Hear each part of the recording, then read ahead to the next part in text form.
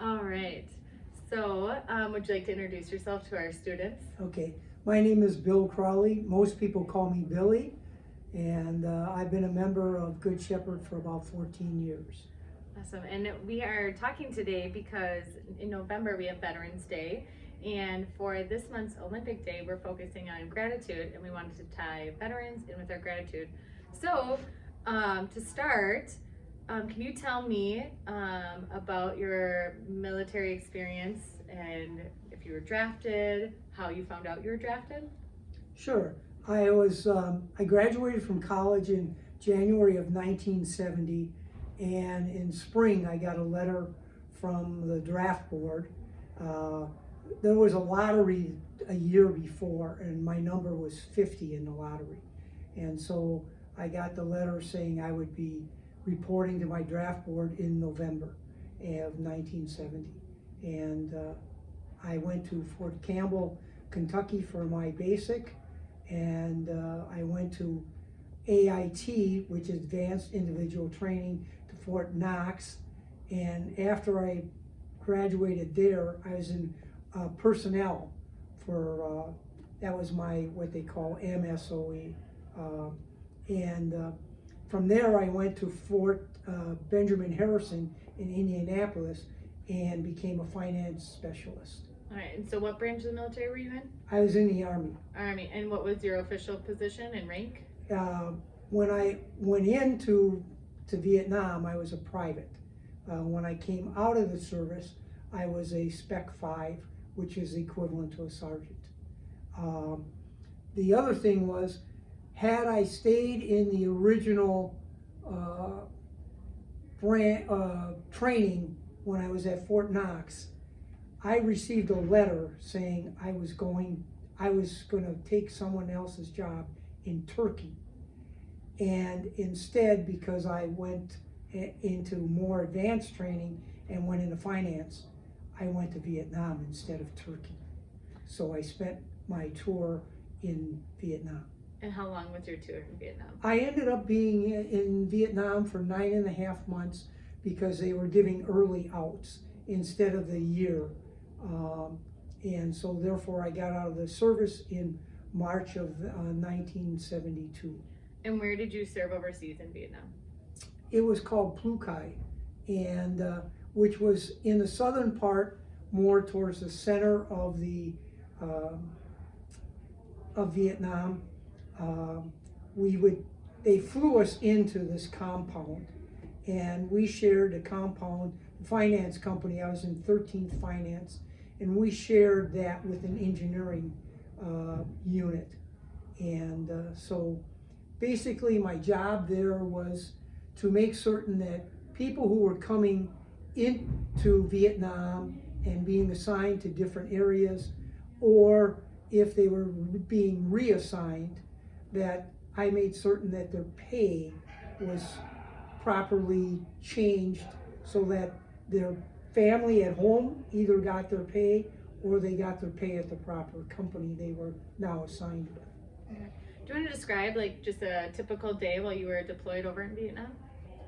Well, we had an office, and there were 8 of us in the office, and we had a sergeant that was in charge of us. And the people coming into Vietnam, we shared a building with personnel and finance. So they would go to the personnel first, and then they would be assigned to a unit, and then they would come to us, and we would change all the paperwork that needed to be changed. And that basically was our daily routine, except once a month when it was payday, we had to be responsible for watching the officers, the pay officers, count the money that they would take to their unit and make certain that everything was fine that way. Outside of that, our other duties were, we had to pull guard duty of the compound at least every other week. So, and which was, you sat in a guard tower and you watched the perimeter of the compound, because we were across the street from some Vietnamese village. And sometimes the North Vietnamese would come into their village and we could watch them come in and see their guns and weapons and everything else. And one night while I was in the guard tower, they fired at us, but we could not fire back. We were in what was called a no-fire zone. So all we had to do was report it to our officer of the day, and he sent some people out to look at the house, and by the time they got there, North Vietnamese were gone. Yeah. Wow. So 9.5 months of kind of a lot of probably emotion. That when Right. you got to find out that you were going to go home, what were some of your feelings and thoughts at that point? Oh, well, I was glad I was going home. You know, it was quite different. When I did get home, I was not accepted.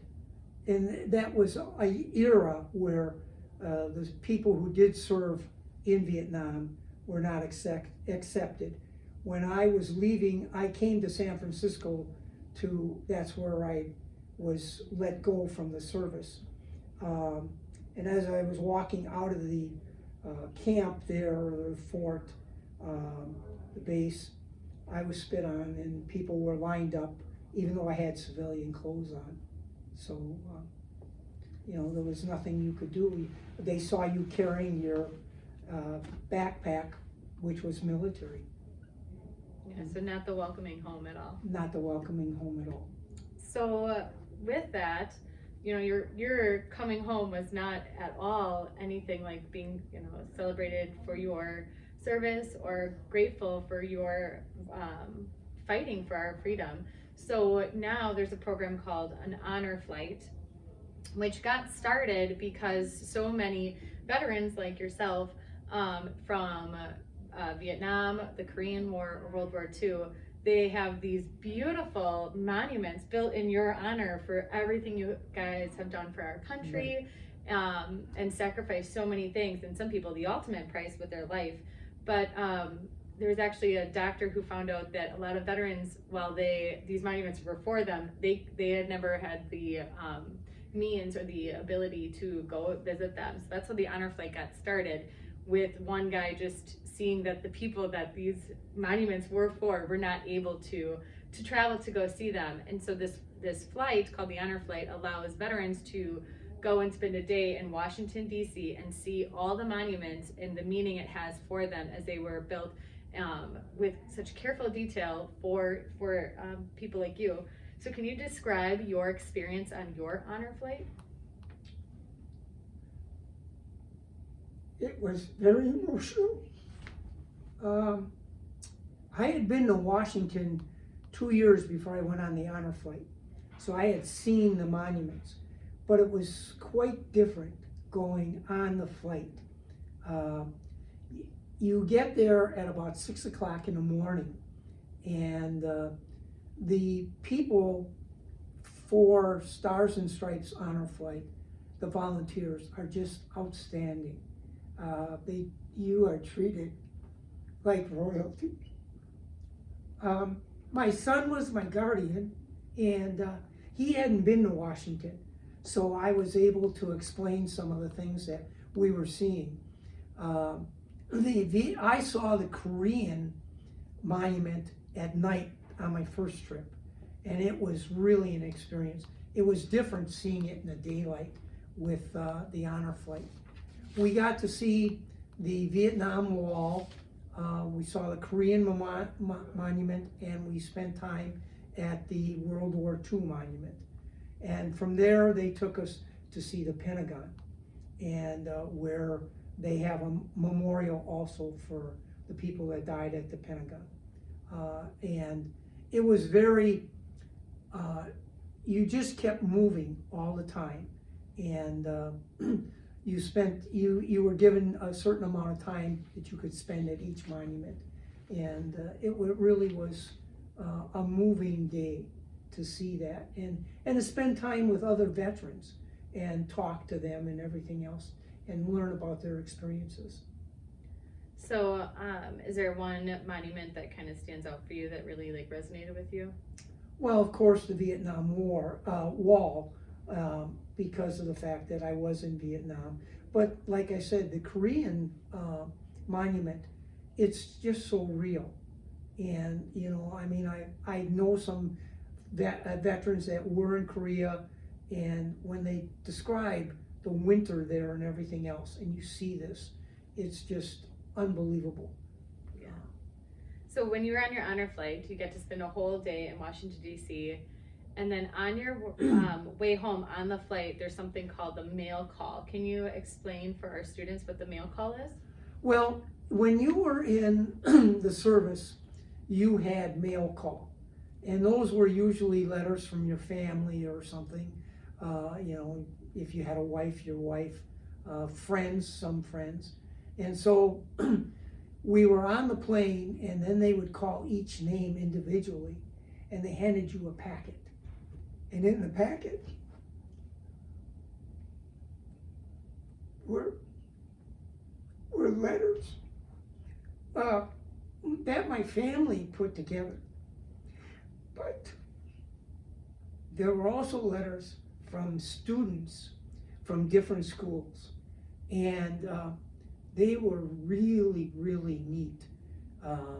They were both, you didn't realize how these students, and they were second graders, fourth graders, eighth graders, how much they really appreciated the fact that you were a veteran, and gave them the freedoms they have today.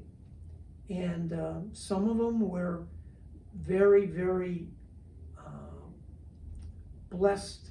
They had verses in there from the Bible, and that was really neat that they took the time to put a verse from the Bible in their letter to you. That's awesome. And so when you guys get these mails called, it's obviously very emotional. And then when you guys arrive back at the airport, your arrival from the honor flight is almost the exact opposite of what was the arrival when you came back and you were walking out. So can you explain, you explained already that like when you departed from your military base from Vietnam, how people did not react well, they were not grateful. Explain to me what happened at the airport and how you were greeted back as you landed.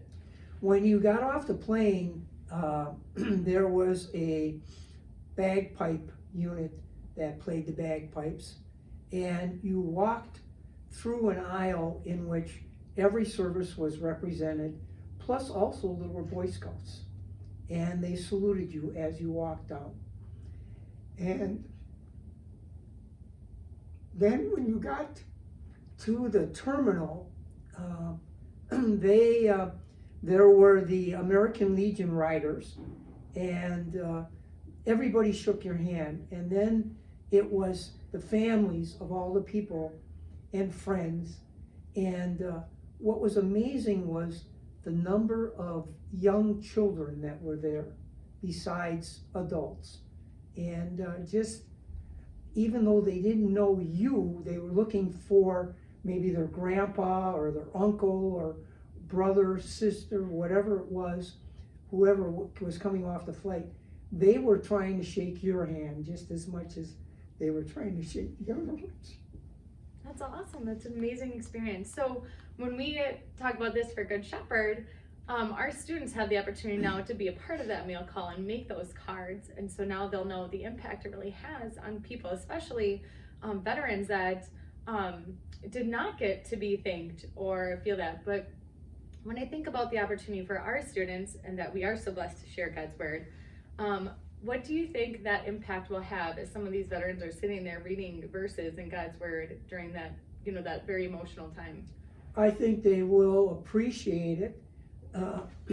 Again, it depends upon, like some of the veterans had stacks from their family because they come from large families.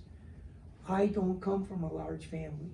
So I appreciated having letters from these students because of the fact that, my family did give me letters, but again, if you don't have a big family, or say you lost your wife, if you were a World War II veteran, or even a Korean veteran, Vietnam veteran, and that it gave you some closing, and it really helped, you know, that people think of you and were willing to take the time to write the letter.